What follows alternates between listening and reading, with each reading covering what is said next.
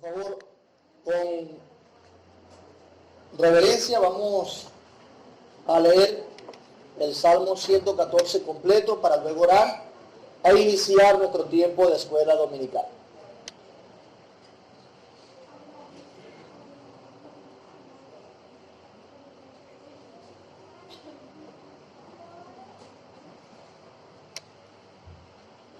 Dice así la palabra de Dios. Necesito que todos vayan en su Biblia, ¿ok? Así que busquen, por favor. Le voy a dar 30 segunditos más para que se ubiquen.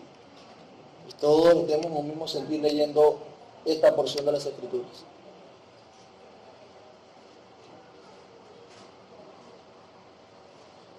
Salmo 114.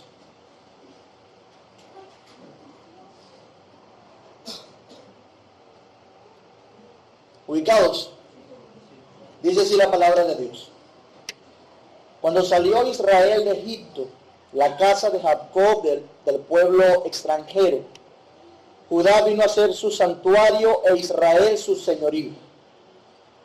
El mar lo vio y huyó. El Jordán se volvió atrás.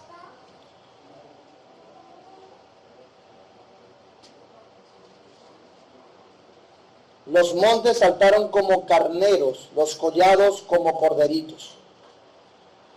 ¿Qué tuviste, oh mar, que huiste? ¿Y tú, oh Jordán, que te volviste atrás? Oh montes, ¿por qué saltasteis como carneros y vosotros collados como corderitos?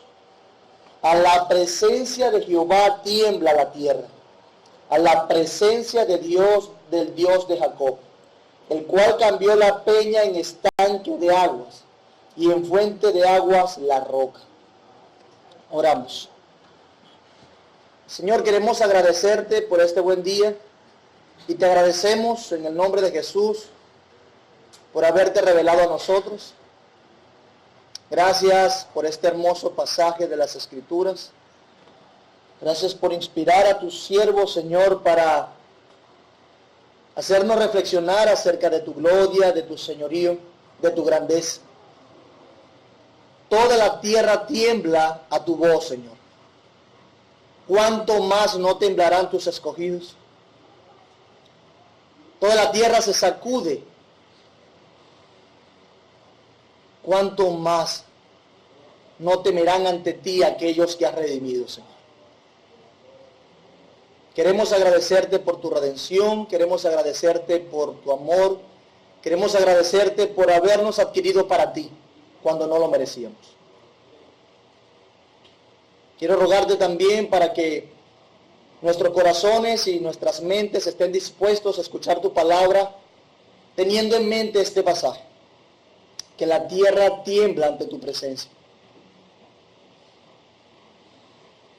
Ayúdanos pues que con reverencia escuchemos tu palabra y con atención oportuna para el bien de nuestras almas, y que a través de la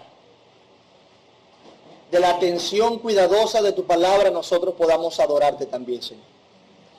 Bendícenos una vez más con tu guía, Espíritu Santo, y que tu palabra no quede sin provecho en nosotros. A ti entregamos este tiempo, nuestras vidas, nuestras luchas, las tentaciones que no nos dejan estar atentos, Señor, las entregamos a ti para que nos ayudes. En el nombre de Jesús, de quien es el poder, la gloria y la alabanza, en su nombre oramos. Amén. Continuamos entonces con nuestro tiempo de escuela dominical. Como la mayoría sabe, estamos estudiando la Confesión de Fe de Londres de 1689 en la serie ¿Qué creemos? Hemos durado ya un tiempito para llegar al capítulo 12, pero creo que Dios nos ha asistido y le hemos sacado mucho provecho. Falta un pocotón más, pero como dicen por ahí, sarna con gusto no pica, ¿cómo es? Así es que dicen, ¿verdad? Como estamos aprovechando bien el tiempo y estamos sacándole mucho provecho a estos capítulos y estamos metiéndole la lupa en algunas cosas importantes de nuestra fe, es beneficioso para nuestras almas Así que nadie nos está persiguiendo. Entonces continuamos con el capítulo 12 de la adopción.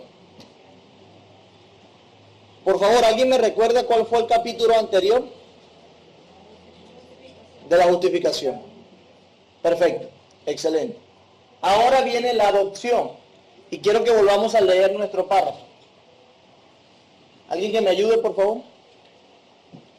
A todos aquellos que son justificados, Dios se dignó en su único Hijo Jesucristo, y por amor de este, hacerles partícipes de la gracia de la adopción, por la cual son incluidos en el número de los hijos de Dios, y gozan de sus libertades y privilegios, tienen su nombre escrito sobre ellos, reciben el espíritu de adopción, tienen acceso al trono de la gracia con confianza, reciben capacitación para clamar, Abba Padre, reciben compasión, protección, provisión y corrección como parte de un Padre.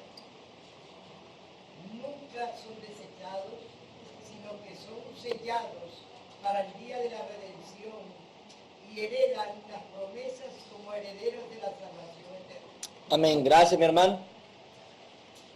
A manera de repaso, vamos a ver las preguntitas que hicimos la semana pasada.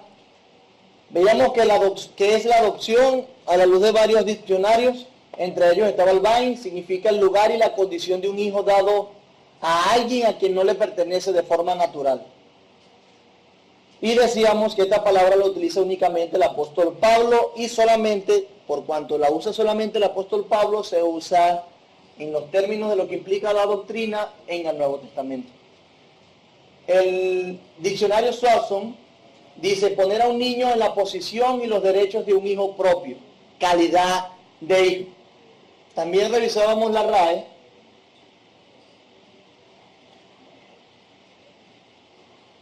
Tomar legalmente en condición de hijo al que no lo es lógicamente, biológicamente. Y bueno, la confesión nos decía que es una gracia divina. De modo que adoptar es alguien que no tenía los derechos, que no tenía la legalidad ni los beneficios de hijos, es proclamado hijo a través de la adopción. ¿Ok? Alguien que no lo es biológicamente, porque si es un hijo biológico entonces no necesita adopción, ¿verdad? Perfecto.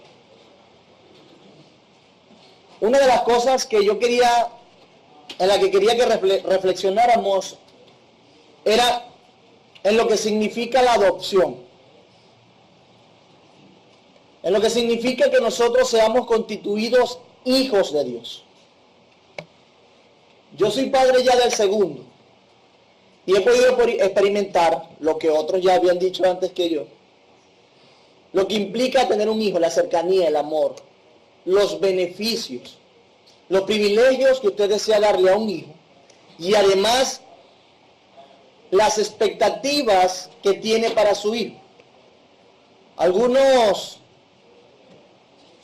planifican su vida para dejarle algo a sus hijos y que sus hijos tengan una herencia. Y no lo hacen como una carga, sino que lo hacen con pasión, con cariño, con esmero, sabiendo que esos hijos son los hijos que Dios le ha dado. La paternidad nos permite percibir de una manera particular la adopción, o lo que implica ser hijo. Entonces, si nosotros podemos tener ese buen deseo, como hombres que pecamos, imagínense ese buen deseo de parte del santo, del que no peca. Imagínense el deseo de Dios por querer beneficiar y preparar una herencia para los que llamó su hijo. Todo lo bueno que nosotros conocemos entre la relación filial padre-hijo lo sabemos y lo conocemos de parte de Dios. Porque Dios es el Padre desde siempre y hay padres en la tierra porque ser padre comunica algo acerca de Dios. De modo que podemos pensar de esa manera. cómo Dios orquestó y qué está pensando para beneficiar a sus hijos. Eso es algo grande. Ser hijos de Dios, del Padre, del Creador. Y yo quería que reflexionáramos en eso, porque no quiero que solamente sea una percepción de conocimiento, sino que sea algo que pueda calar en nuestro corazón y podamos aplicarlo. De manera que debemos pensar, ¿quiénes son los que reciben la adopción? ¿Qué decíamos? Los justificados. No podríamos pensar en algo como que alguien fuese adoptado como hijo de Dios sin antes ser declarado justo. Dice Primera de Juan que aquel que es hijo de Dios, su simiente está en él. La simiente de Dios está en él. ¿Y cómo puede estar la simiente de Dios en alguien que es injusto y todavía reo del infierno? Entonces, la confesión dice claramente, la luz de Gálatas 3, 24, 26, a todos aquellos que son justificados, son, luego de su justificación, hablando de un orden lógico, son adoptados por Dios, son declarados hijos. También preguntábamos, ¿quién imparte la adopción? Decíamos que era Dios. Nosotros mismos, Dios el Padre, no podemos declararnos hijo de Dios, aunque hay muchos que les gusta eso, declararse cualquier cosa, dentro y fuera del mundo cristiano, porque algunos contextos no son cristianos, pero fuera quieren llamarse o declararse otra cosa, que ni siquiera es un ser humano, pero dentro de algunas iglesias que en realidad son más sinagogas de Satanás, pretenden declararse, autoproclamarse hijos de Dios. Pero Dios mismo es el que se digna a declararnos sus hijos a través de la adopción. De modo que esto nos lleva a pensar, si yo no soy hijo de Dios, entonces, ¿qué hago para ser hijo de Dios? Lo más que podemos hacer es decirle, Señor, constitúyeme tu hijo. No declararnos desde nuestros propios méritos como hijos de Dios. ¿Ok? Luego nos preguntábamos, ¿en qué se fundamenta la adopción divina? ¿Lo recuerdan? Alguien que lo responda, levante su manito, por favor. Su único hijo y por amor de él. En Jesucristo, su único hijo. Y por amor de éste. En Cristo está fundamentada la adopción de Dios. ¿Quién es el verdadero hijo? ¿Quién es el hijo amado en el cual Dios tiene complacencia? Jesucristo. Y en sus méritos nosotros somos justificados y en Él nosotros somos declarados hijos de Dios. Con Él somos hijos de Dios. En Cristo se fundamenta nuestra adopción. Eso de manera rápida para hablar acerca de lo que vimos la semana pasada. Pero hoy yo le prometí que íbamos a hablar un poco acerca de la historia del término dentro de las Escrituras, dentro del marco de la redención, todo el marco amplio de la historia de la redención. Y vamos a verlo de esa manera. Como sabemos, la adopción tiene un término con el que se relaciona íntimamente. ¿Cuál es el término? Adopción implica justificación. Ajá. Pero dentro de lo más íntimo todavía, más una relación más estrecha. Insertado. ¿No? Me refiero a la relación filial que tiene la persona luego de que es adoptada. Hijo, ¿verdad? Entonces, hablar de adopción es hablar de hijos, o del término hijo. Y nosotros tenemos que Adán fue el primero que fue, el primero que fue llamado hijo de Dios. Adán como hijo antes de la caída. Y es muy importante la salvedad. Estoy simplemente usando el mismo bosquejo y la misma información que da Sam Waldron para que tengamos un entendimiento más amplio. Pero bueno, Adán antes de la caída se señala como hijo de Dios, o sea, el nombre. Y podemos ver en Lucas 23, 38, búsquenlo rápidamente para no permanecer mucho tiempo en esta parte de la clase. Lucas 3, 23, 38.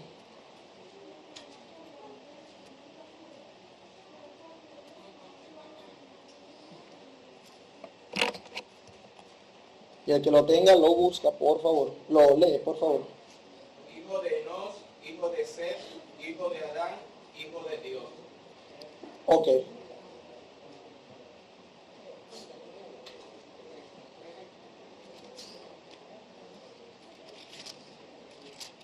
Jesús mismo, al comenzar su ministerio, era como de 30 años,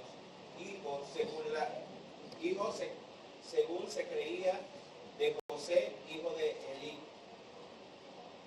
Ok, perfecto. Nosotros vemos como Lucas señala a Adán como hijo de Dios. Hay varios que se mencionan y al final se dice hijo de Dios. Ok, hablando de la genealogía.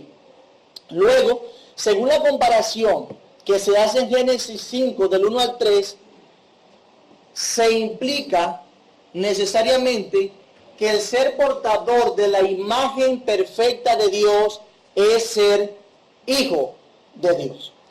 Veamos esa ilustración. Génesis 5 del 1 al 3. Búsquenla por favor. Dice, este es el libro de las generaciones de Adán. El día en que creó Dios al hombre, a semejanza de Dios lo hizo. Varón y hembra los creó y los bendijo. Y llamó el nombre de ellos Adán.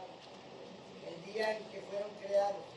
Y vivió Adán 130 años. Y engendró un hijo a su semejanza, conforme a su imagen, y llamó su nombre Set. Si se fijan que ser creados o ser formados a la imagen y semejanza de otros se relaciona con la filiación de hijo.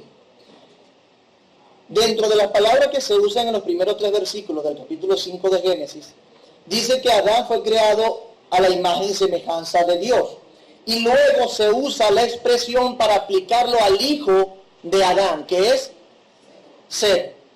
Entonces, dentro de esa relación y dentro de esos términos vemos que Adán y Eva son llamados hijos de Dios y específicamente con todo lo que implica el término es antes de la caída. ¿Por qué? Porque luego de la caída, ¿qué sucede con la imagen de Dios en nosotros? Se distorsiona y empieza a usarse el término con relación a Dios de una manera diferente y se usa entonces en términos, para ver si es esta, dale, en términos de sus propósitos redentores. Luego de la caída, el término hijo o adopción empieza a usarse en términos de sus propósitos redentores, como por ejemplo se aplica en Génesis 6.2. ¿Qué dice Génesis 6.2? Que viendo los hijos de Dios que las hijas de los hombres eran hermosas, tomaron para sí mujeres, escogiendo entre todas. Perfecto, los hijos de Dios. Recuerden, ya eso lo vimos. No es que eran ángeles que vinieron y se casaron con la mujer y crearon unos gigantes y unos monstruos porque los seres espirituales estaban enamorados de la belleza de las mujeres que eran humanas y caídas. No. Eso no es así. Eso ya lo vimos en su momento. Cuando hablamos de hijos de Dios, estamos hablando de aquellos que temían a Dios. ¿Ok? Y por cuanto temen a Dios, son declarados hijos de Dios. A diferencia de las hijas de los hombres. Es decir, ellos se enamoraron, le gustaron las hijas de los hombres que no temían a Dios. ¿Ok? Ese simplemente es el punto de la expresión. Entonces vemos como el término hijo es usado luego de la caída según sus propósitos redentores. También Éxodo 4, 22, 23 nos enseña de esto.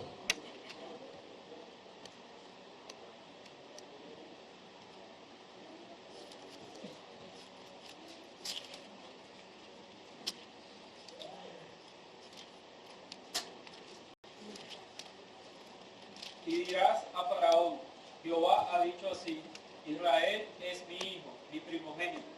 Ya te he dicho que dejes ir a mi hijo para que me sirva, mas no has querido dejarlo ir. Y aquí yo voy a matar a tu hijo, tu primogénito. Perfecto. ¿A quién se identifica como hijo de Dios? Como primogénito.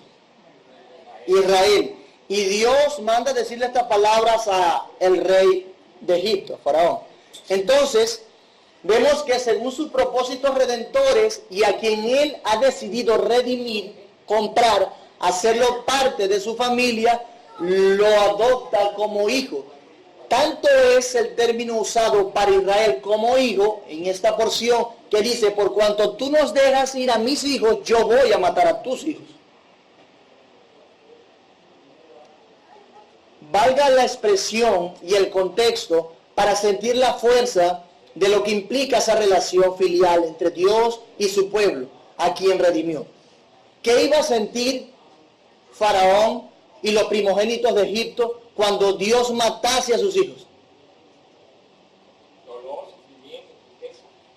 sufrimiento, Ese fue la, recuerden, ellos se sintieron dolidos por eso. Ellos experimentaron lo que, es decir, Dios pudo haberlo puesto en un contexto donde ellos experimentaran lo que Dios estaba experimentando con respecto a su hijo. Dios no estaba contento de que ellos se esclavizaran y que su hijo estuviese esclavizado en Egipto. Por eso anhela redimirlo y le dice a ellos, deja que se vayan para que me sirva, pues es mi hijo, mi primogénito. Así no va a acceder. Bueno, las consecuencias entonces son estas. Entonces esos términos de hijo, adoptado, se usa luego de la caída según sus propósitos redentores. Es decir, que cuando la imagen de Dios, la semejanza de Dios se distorsiona en el hombre, cayeron de un estatus de intimidad y de una afiliación profunda con el Creador del universo. Y ahora están separados de Dios, muertos en sus pecados, y no por eso llegan a ser nombrados como hijos de Dios desde el punto de vista redentor. Pero luego tenemos que a Israel se dice que se le adoptó. ¿Quién dice que Israel es adoptado? O para él es la adopción. ¿Quién es ese hombre que lo dice? El apóstol Pablo. El apóstol Pablo. Busquen Romanos 9, por favor.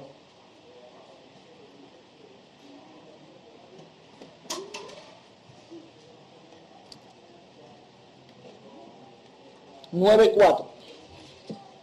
Que son israelitas, de los cuales son la adopción, la gloria, el pacto, la promulgación de la ley, el culto y las promesas. Perfecto.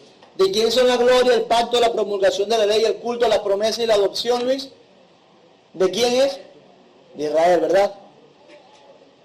Aquí es donde Pablo se encuentra en una coyuntura significativa porque dice que él desearía ser anatema, maldito, es decir, separado de Dios por amor a mis hermanos. ¿Cuáles eran sus hermanos? Los judíos, los que son mis parientes según la carne. Y describe, bueno, es que de ellos comienza a decir la adopción, la gloria, el pacto, la promulgación de la ley, el culto y las promesas. Es decir, que Pablo dice que Israel fue adoptado. Éxodo capítulo 19, es donde dice que Dios tomó para sí, escogió para sí a Israel como su especial tesoro. Ellos que no eran nadie, Dios lo adoptó.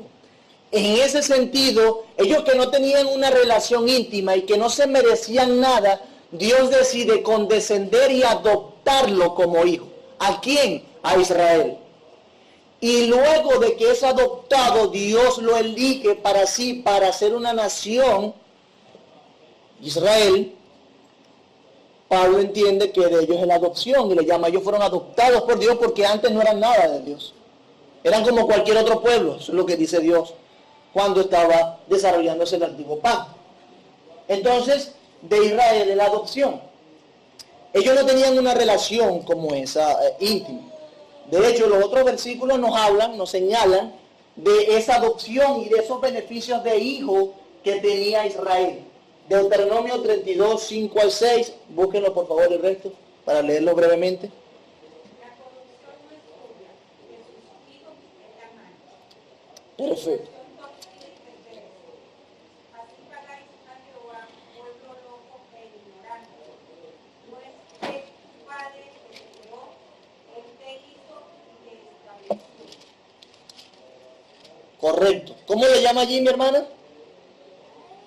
Le llama a Dios Padre y al pueblo le llama. Además, ¿cómo le dice? La corrupción no es suya, de sus hijos es la mancha. Así pagáis a Jehová, pueblo loco e ignorante. ¿No es Él tu Padre que te creó? ¿Quién es el Padre de este pueblo loco e ignorante? ¿Y a qué apela Moisés para corregir al pueblo loco e ignorante? A la filiación, a la intimidad que tiene. Dios te adopta, te declara tu hijo y tú haces esto. Te estás dando cuenta que es tan grave lo que está haciendo a la luz de esa relación que Dios decidió establecer con su pueblo. Es tan grave que le dice, eres un loco, ignorante. ¿No te das cuenta de lo que implica que Dios sea tu Padre? Él te hizo y te estableció. Él te hizo y te estableció. 18, versículo 18 al 20. De la roca que te creó te olvidaste.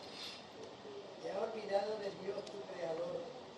Y lo vio Jehová y se encendió en ira por el menosprecio de sus hijos y de sus hijas. Correcto. Él apela al hecho de que él era el creador también para decir que era su padre. Por ser ellos criaturas de Dios, pero también por ser adoptados. Dice, por el menosprecio de sus hijos y de sus hijas. De sus hijos y de sus hijas.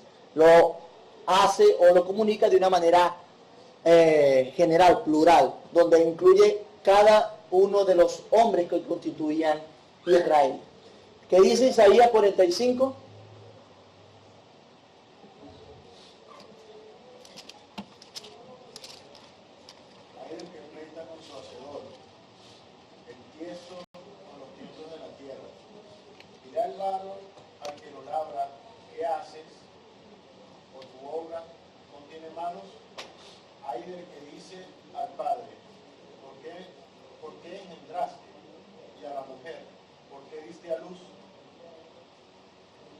Así dice Jehová, el Santo de Israel, y su formador. Preguntadme de las cosas por venir, mandadme acerca de mis hijos y acerca de la obra de mis manos. Ok, Dios se identifica allí como el santo de quién? Santo de Israel.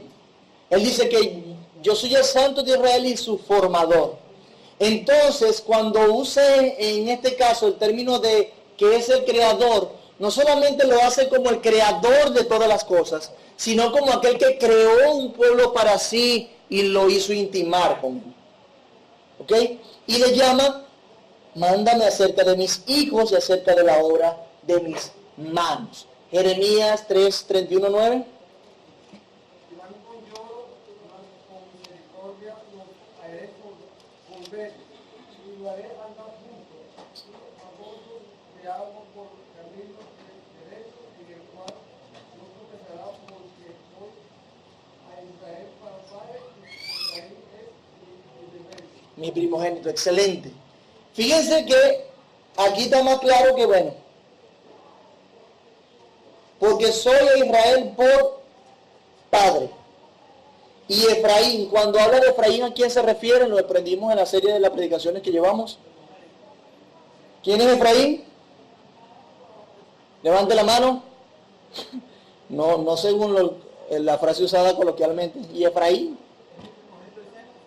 Es un primogénito, pero ¿a quién se refiere? ¿Quién es Efraín específicamente?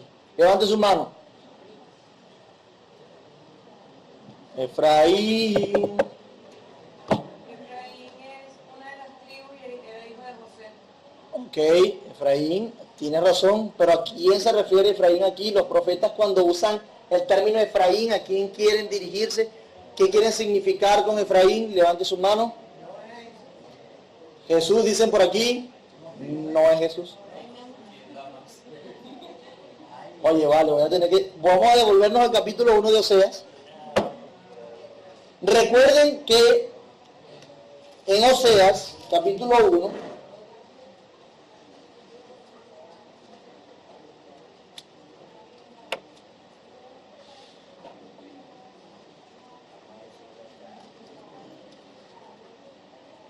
estoy buscando el versículo.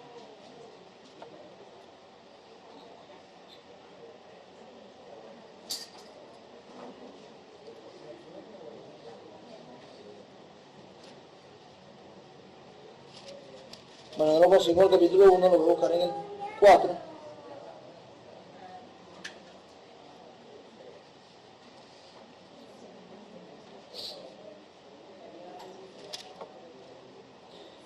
Seis 4 dice: ¿qué haré a ti, Efraín? ¿Qué haré a ti, oh Judá? ¿Quién es en la no la contraparte? ¿Quién es el otro reino aparte de Judá? ¿Y cómo le dice en el versículo 4? Entonces, ¿quién es Efraín? Yo vuelvo a repetir eso, sí, porque es importante que lo sepan que es Israel. No, pero yo lo mencioné en la introducción. 2 veces lo mencioné, pero bueno, está bien, no puedo ser tan exigente, ¿verdad? Pero no importa. Efraín es Israel.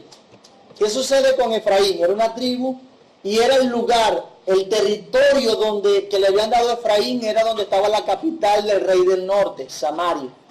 Por eso que cuando se dirige a Efraín, se dirige a Israel o dirigiéndose a la capital del reino del norte. Hablando de Israel. Se usa de manera intercambiable Efraín con Israel o el reino del norte. A diferencia del reino del sur, que era Judá. ¿Ok? Entonces, Jeremías 31:9 dice, de Efraín, porque soy Israel por padre, y Efraín es mi primogénito. Israel y Efraín. Está repitiendo o haciendo énfasis que él tiene una relación íntima de padre e hijo con el pueblo de Israel y con Efraín. Efraín, Israel, es mi primogénito. ¿Ok? ¿Entendido? Entonces, veamos esos términos de adopción o como lo hemos visto desde la historia de la redención, porque hasta ahora lo que han sido identificados con el término hijo de Dios son aquellos que tienen un propósito en el plan redentor de Dios. ¿Ok? Un propósito, aquellos que Dios escoge para sí y soberanamente los adopta como hijos de Dios. Históricamente, pero podemos hacer una pregunta. ¿Somos hijos por ser criaturas? ¿Somos hijos por ser criaturas? ¿Hijo de qué? ¿Hijo de Dios? Hijos de Dios. No, claro que no. Ok. Hechos 17, 25 al 29, ¿qué dice?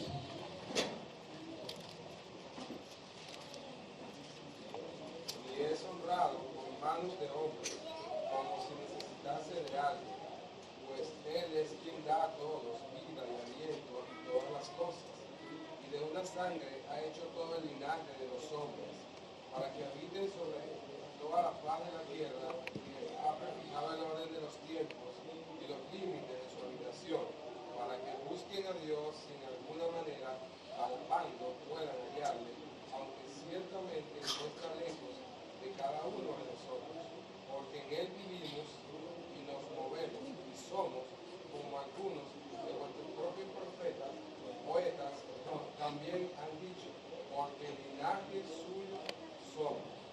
Siendo pues linaje de Dios, no debemos pensar que la divinidad sea semejante a oro, o plata, o piedra, escultura de arte y de imaginación de hombre. Gracias.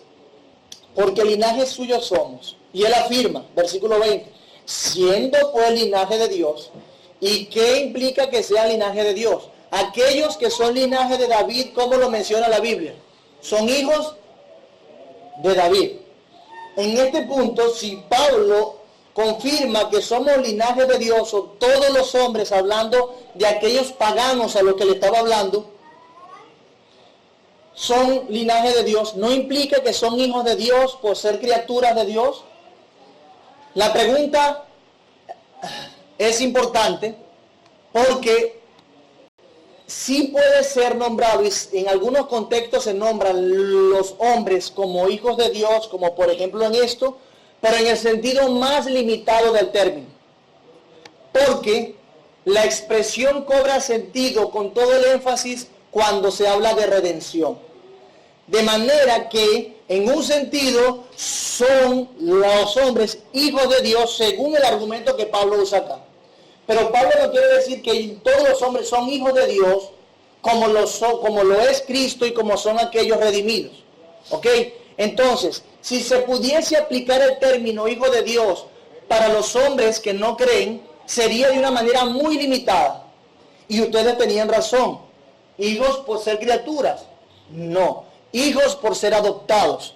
Pero, siendo fieles al término y cómo se usan en las Escrituras, debemos decir que se usa el término hijo para las criaturas de Dios, los hombres creados a imagen y semejanza de Dios, pero en el sentido más limitado. Porque decir que todos los hombres son hijos de Dios es menospreciar y pisotear el Evangelio de Jesucristo, que nos adopta como hijos de Dios.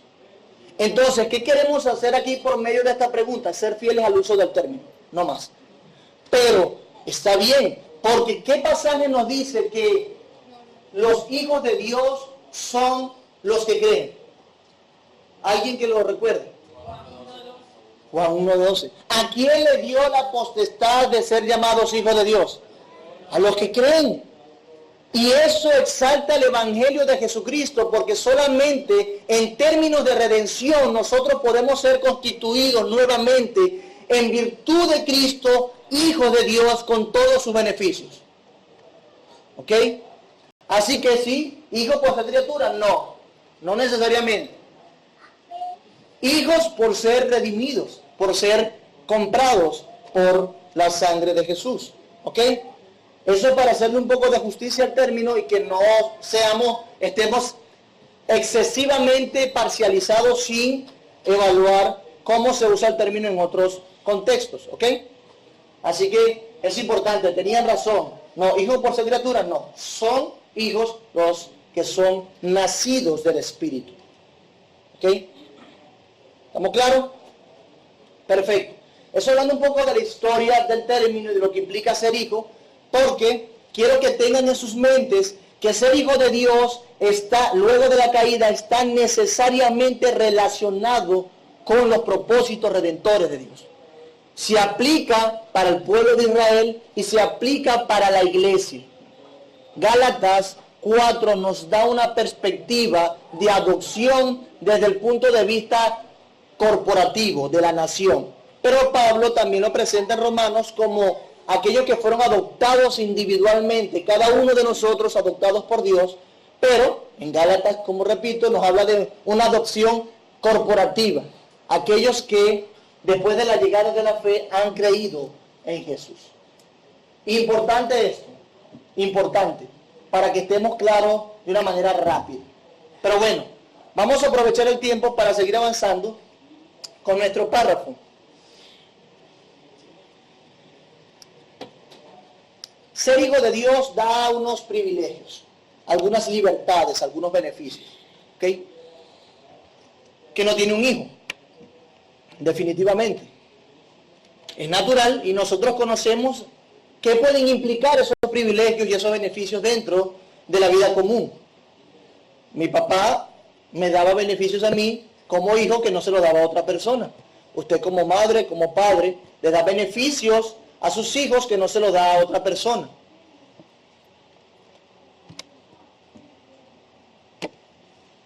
Qué sé yo, Javier, cuando tenga sus hijos, que va a ser el año que viene, con el favor de Dios, él va a pagar el colegio de sus hijos porque son sus hijos. Está difícil que él pague el colegio de los otros hijos, ¿verdad? Es un beneficio, un privilegio de sus hijos. Y le va a dar de comer, y le va a dar cariño, y le va a dar va a asegurar algo para sus hijos. Y eso precisamente es lo que Dios hace. Pregunto, alguien que levante la mano, según el párrafo, el único párrafo que tiene nuestro capítulo 12, ¿qué libertades y privilegios nos da Dios a través de la adopción? Levante su mano y dígame por lo menos uno. Por lo menos uno. Partícipes de la gracia de Dios. ¿Qué más? La vida eterna es lo más significativo. Vida eterna, perfecto. Egle. Provee lo necesario, excelente. Característico de un padre, ¿cierto? Otro, ¿qué otro beneficio? Heredan las promesas. ¿Heredan las promesas hechas a quién?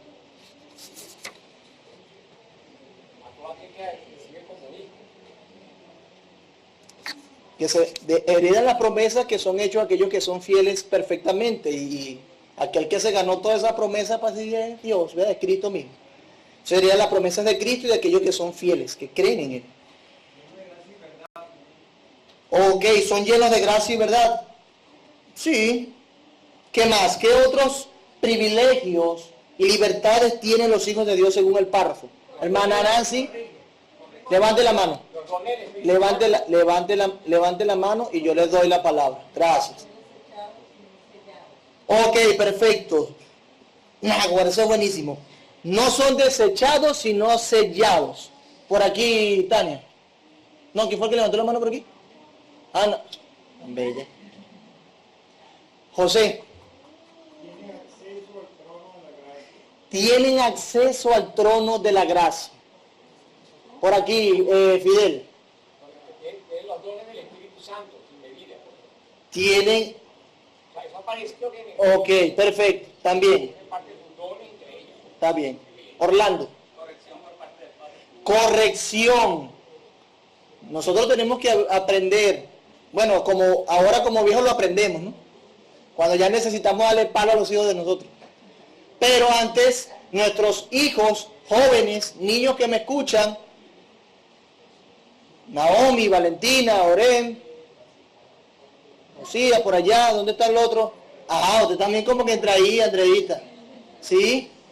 Deben aprender Samuel, Tobías, y no sé si se me escapa alguno por allí. Osiel, no, dijo Osiel.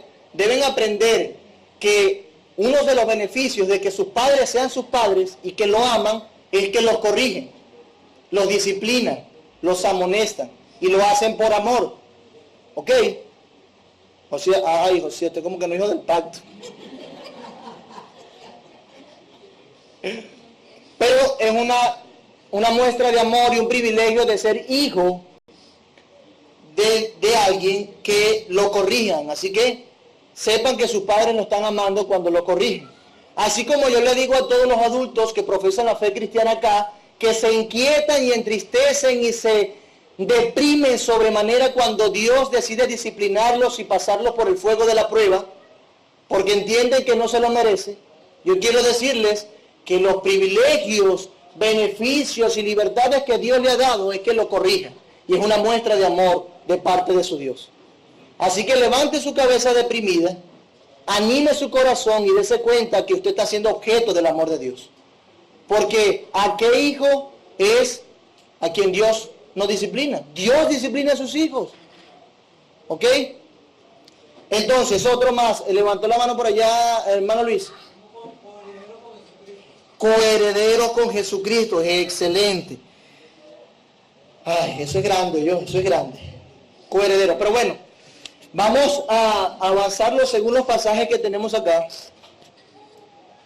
Y esto es algo hermoso. El primer privilegio que podemos ver, según el párrafo, dice que tienen su nombre escrito sobre ellos.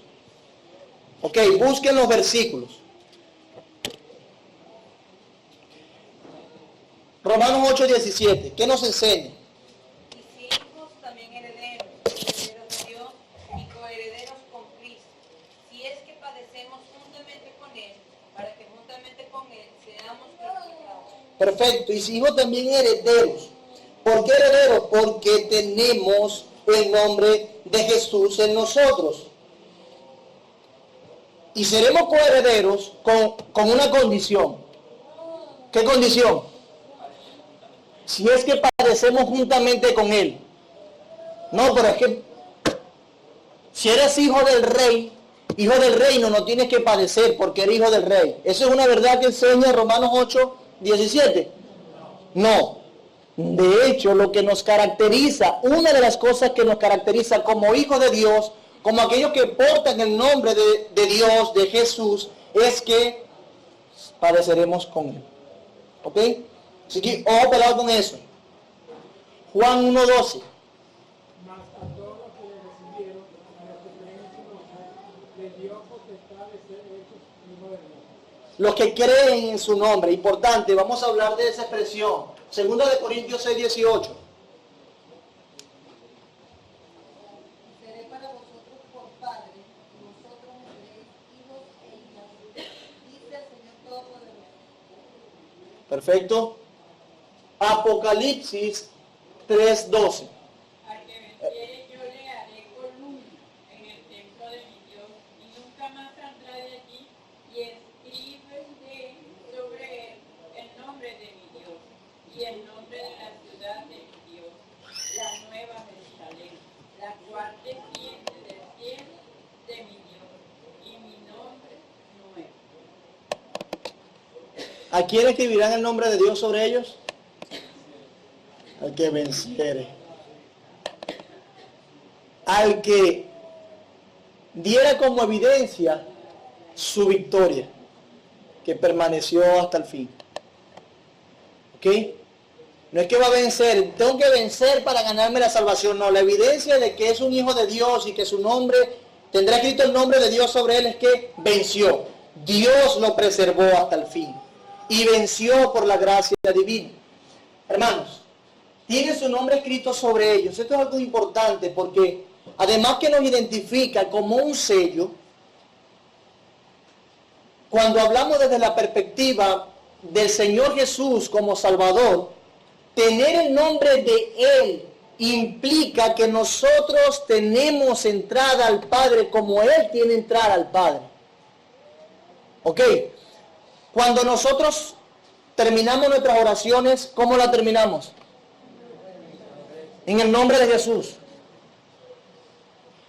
Hechos nos enseña que los apóstoles debían bautizar en el nombre de nuestro Señor Jesucristo, implicando que debían ser bautizados en el nombre de la Trinidad, en el nombre del Padre, del Hijo y del Espíritu Santo. Pero ¿qué significa que nosotros oremos en el nombre de Jesús? ¿Qué significa que nosotros creamos en el nombre de Cristo? Tenemos un intermediario, es verdad. Pero nosotros sabemos que por nuestros propios nombres, por nuestra propia persona, no podemos acercarnos a Dios. Es imposible tener algún beneficio de Dios en nuestro propio nombre. De manera que debemos orar en el nombre de Jesús, en el nombre de aquel, en su poder, en sus méritos, en su justicia, en lo que alcanzó. Porque en Él, Señor, oh Dios Creador, si tú ves a Jesús, responderás mis oraciones, porque lo ves a Él y no a mí. Y si nosotros oramos en el nombre de Jesús, creyendo, es porque tenemos su nombre escrito sobre nosotros, porque somos hijos, y si Él es hijo, nosotros también somos hijos. Vean que esto descansa en un nombre diferente al nuestro, que es en el nombre de aquel que es hijo verdaderamente, el nombre de Jesús. Así que cuando ore en el nombre de Jesús, sepa que usted está pidiendo al Señor, por Cristo, por lo que Él ha hecho, según Él, según sus méritos. El que cree en Cristo, en su nombre, el que cree en que Cristo tomó su lugar y le imputó su justicia, es hijo de Dios, según Juan 1:12. ¿Ven el uso o lo que implica tener el nombre escrito sobre nosotros como hijos de Dios? Pero también tienen otro privilegio y reciben el espíritu de adopción y además reciben la capacitación para clamar Abba Padre. Busquen esos versículos, por favor.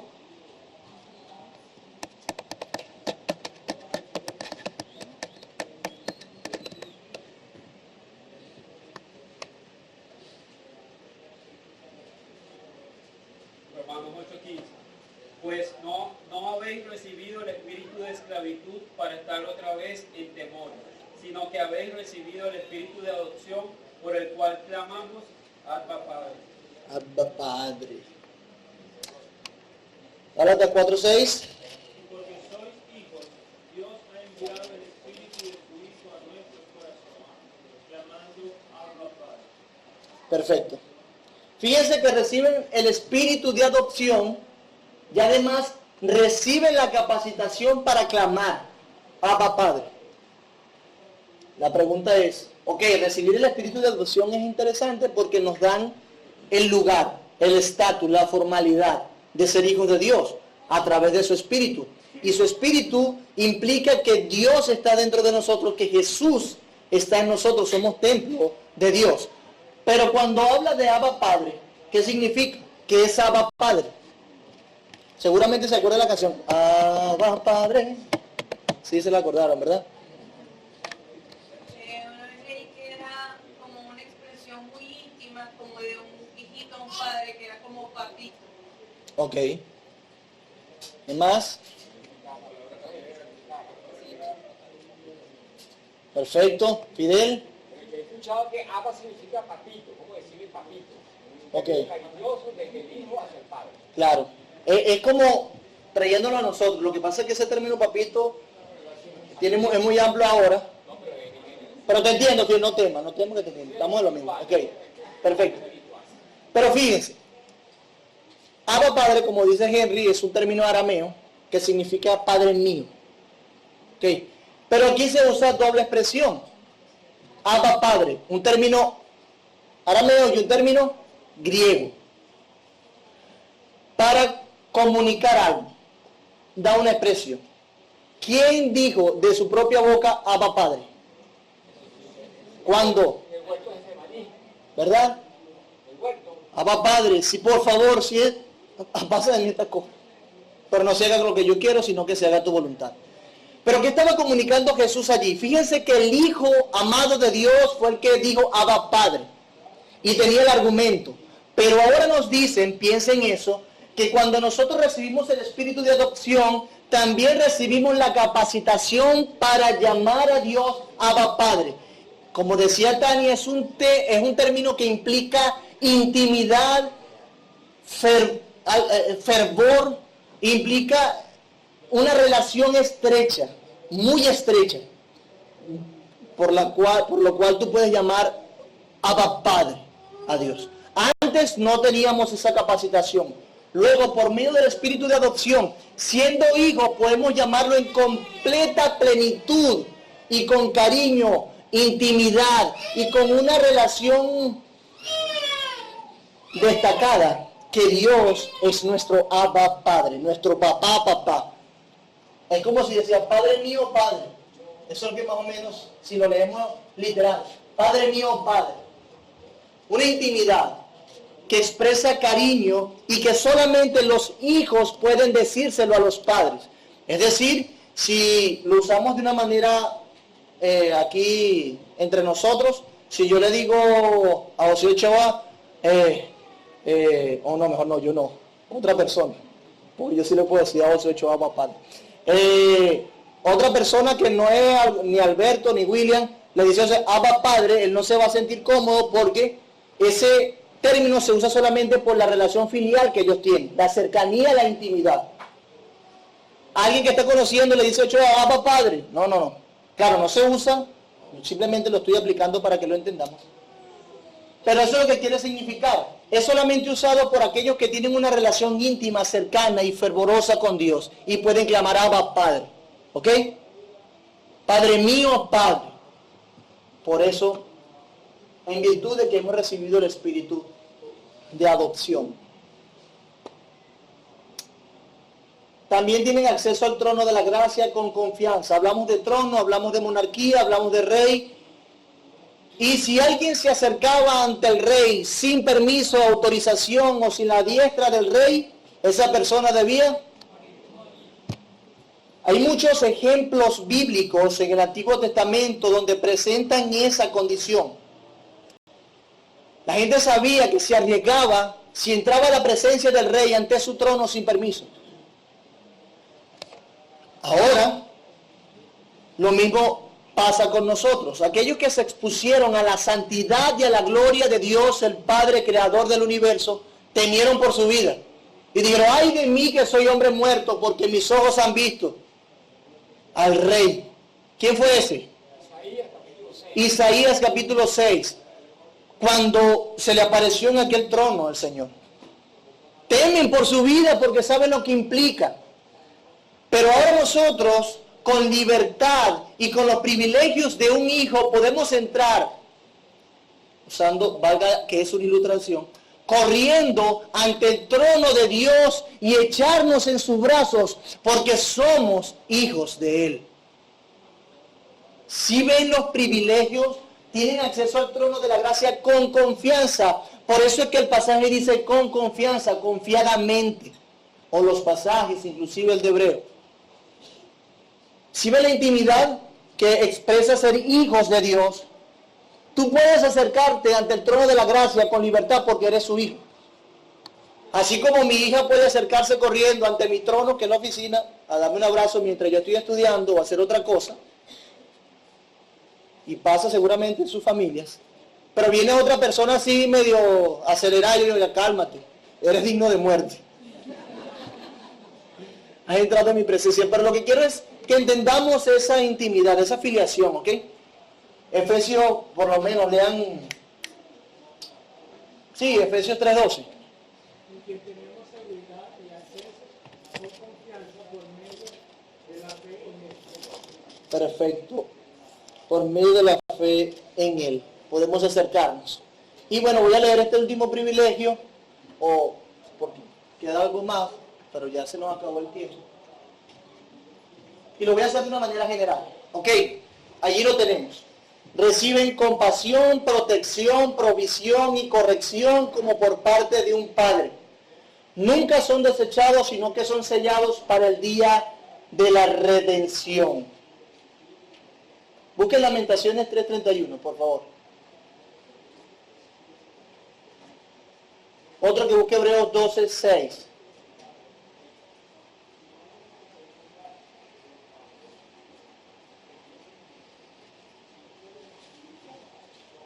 Isaías 54:8-9. Y los otros lo leen en casa.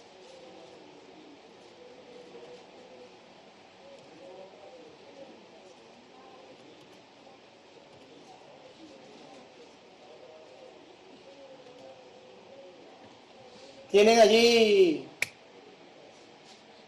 Lamentaciones 3:31. Porque el Señor no desecha para siempre. Perfecto. Porque el Señor no desecha para siempre. Antes se aflige, también se compadece según la multitud de sus misericordias.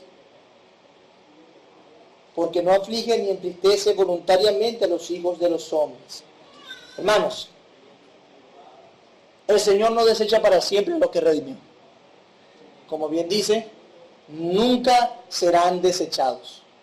Si usted ha sido constituido hijo de Dios, usted tiene la certeza de que Dios lo preservará porque le dio el espíritu de adopción. Y no lo está viendo usted precisamente, sino que está viendo al Hijo amado en el que él tiene complacencia, Jesús nuestro Salvador. No nos desecha. Mentira de Satanás, del diablo, cuando nosotros como creyentes coqueteamos con la idea de la perdición de nuestras almas. Cuidémonos entonces de estar firmes en el Evangelio, en los méritos de otro y no en los suyos. Y sepa tener la actitud correcta cuando peque entonces, sabiendo que Dios no desecha para siempre. Él corrige, Él disciplina, sí, pero no será para siempre. El otro pasaje creo que fue Hebreos 12:6. 5:6. Y habéis ya olvidado la exhortación que como a hijos se os dirige diciendo, hijo mío, no menosprecies la disciplina del Señor ni desmayes cuando eres reprendido por Él, porque el Señor al que ama disciplina y azota a todo el que recibe bueno. Perfecto, citando a Job, a Proverbios. Y habéis olvidado la exhortación que como hijo os dirige diciendo, hijo mío, no menosprecies la disciplina del Señor ni desmayes cuando eres reprendido. Dios nos reprende, Dios nos disciplina. Bueno, hermanos, ahora desde esta perspectiva tenga el privilegio de ser amonestado por Dios. A través de su iglesia, a través de las dificultades quizás. ¿Por qué? Porque si usted es amonestado, entonces quiere decir que usted es. ¿Y qué mayor privilegio hay sobre el universo entero que ser hijo del Dios creador? Trate de encajar eso en su sufrimiento, en su vida, en su disciplina, si la ha vivido, la está viviendo, y vea cómo Dios le está amando, como hijo, ¿ok? Como hijo, como hijo. El otro pasaje,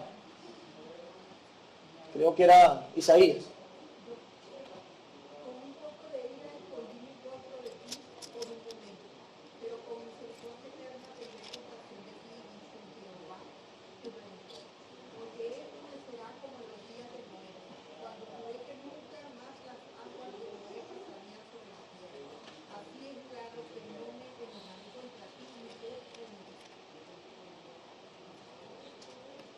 ¿Me permite leerlo yo también? Ese versículo, ese pasaje me emociona.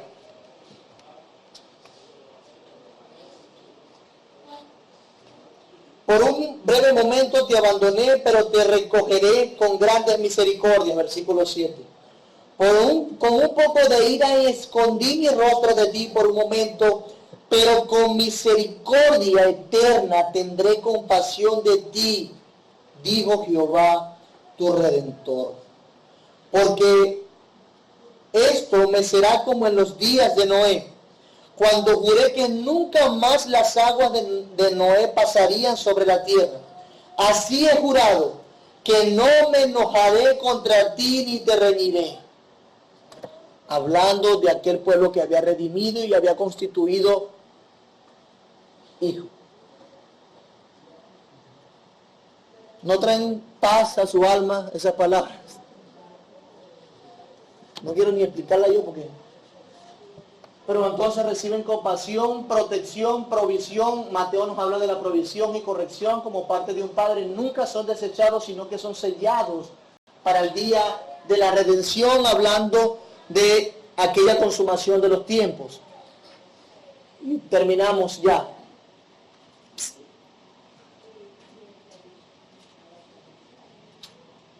Heredan las promesas como herederos de la salvación eternas, coherederos con Cristo. Sam Waldron dice, la adopción es un cambio en el estado legal del esclavo a la de hijo de Dios, que ocurre por fe en el momento de la unión con Cristo, pero se revelará públicamente en la resurrección.